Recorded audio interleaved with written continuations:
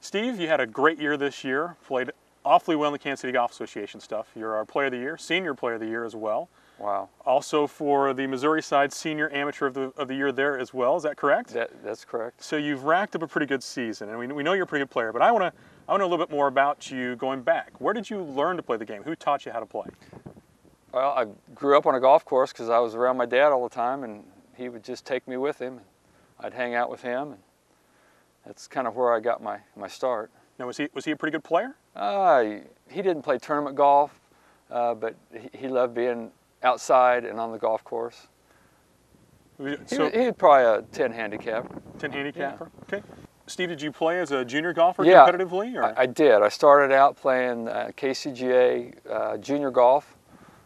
We'd go to all the country clubs on Mondays, and that's probably how I got started in the competitive arena. Now, Kansas City, kind of small community when it comes to golf. Now, who are the guys that you competed with growing up?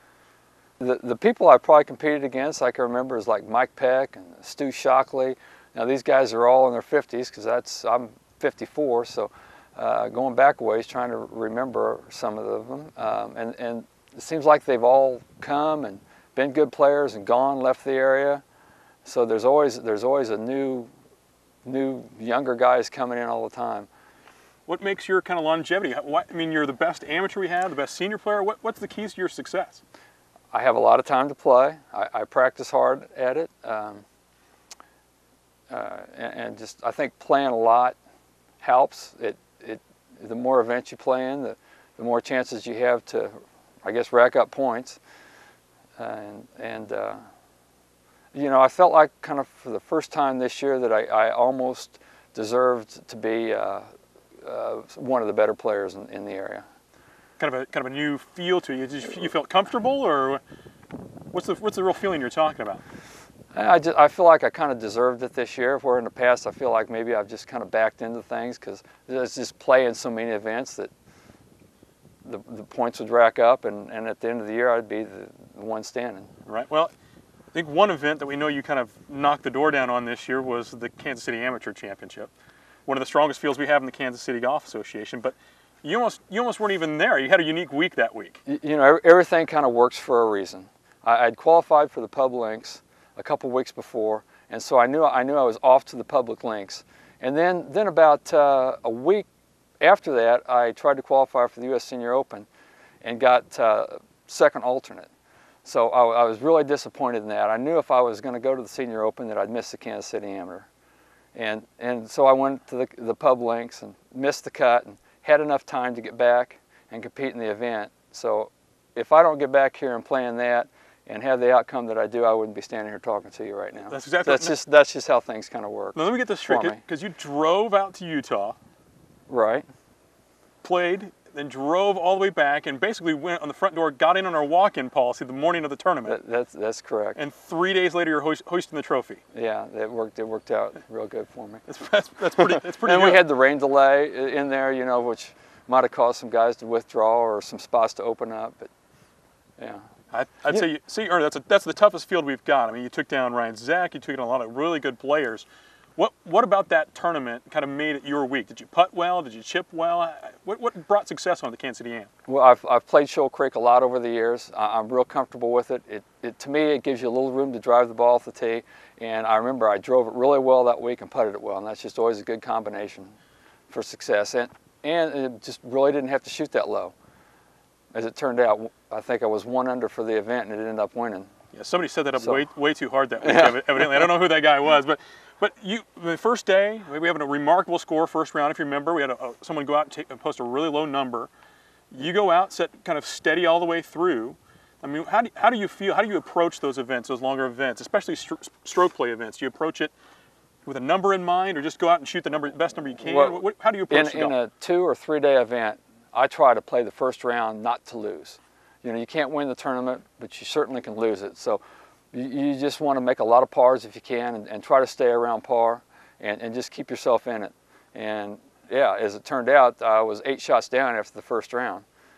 And so then you just try to do the best you can after that. And I had a round in the 60s in the second round, and he came back, and all of a sudden it was pretty tight going into the last round. And I've been trying to get close to Ryan Zek over the last couple of years because I know he's one of our better players out here, and he's just such a nice young man. So in me trying to meet him, it made me more comfortable, you know, to where I wasn't too much in awe of him and some of the college players. So I think it made me feel real comfortable being paired with him in the last round. Good. Does that make sense? Yeah, it does. But look at the Kansas City Amateur. You obviously played great there, kind of charged in from behind. So what is your favorite event on the KCGA schedule? Well, it's no doubt the Kansas City Amateur. To me, it's our signature event. It's our biggest event, and I think that carries a lot of weight. Well, now, oh, sorry, go ahead. Well, I kind of put the team events, you know, second and third. I think individually it's more important to do well, and then team events, if you happen to win some of those, then they're important, but they're just not as meaningful. Okay. We also have that other event that we're kind of part of called the Watson Challenge. As the Amateur of the Year, you kind of are holding the banner for the amateurs to bring that title home, which hasn't been done yet. How do you break that train, and what do you think of the Watson? Well, I love the Watson. I just don't seem to play as well. I don't know if it's playing with the pros or what, but it's going to be quite an honor to be able to play with Tom again. I think more than anything, after winning the Kansas City Amateur, that Player of the Year was kind of out there, and one of the big reasons to try to keep playing well and playing all of our events was to try to get in that pairing with him. That's right. That first day pairing. That's the Professional of the Year, Amateur of the Year. So right. A lot to look forward to that first weekend in June. What are you going to do over the off season? Are you working on anything? Or are you going to try to take some time off? Or knowing you, are you going to play right all the way through and as many events as you can? Well, you know, I sort of try to like to approach it as a job. I feel like I'm going to go into training now, and I'm going to get some work in the gym, and I'm going to keep practicing and work on my short game, and probably be able to go south for a month to 6 weeks and play golf. So when you're not on the golf course, what keeps you busy? Well, I like to say I work out a little bit and I swim. Just spend time with family and have a girlfriend this year. So that's taken away from. It's really helped me focus more on my golf when I do get to play, I think. There's parts of your game people would call unconventional. You're a belly or a long putter, right? Correct. Yeah. How did you get to that? What do you like about it? How do you use it? Well, there's a reason why I had to go to the long putter, and it's been 19 years ago, I think. I was just counting the years back a little while ago. About 19 years, I went to the long putter. I've just gotten comfortable with it. It's not always perfect, but just, you know, the way I stand is a little different sometimes, and hold it. It's always still a work in progress. The other thing that I've noticed is your chipping style's a little bit unconventional as well. What's that all about?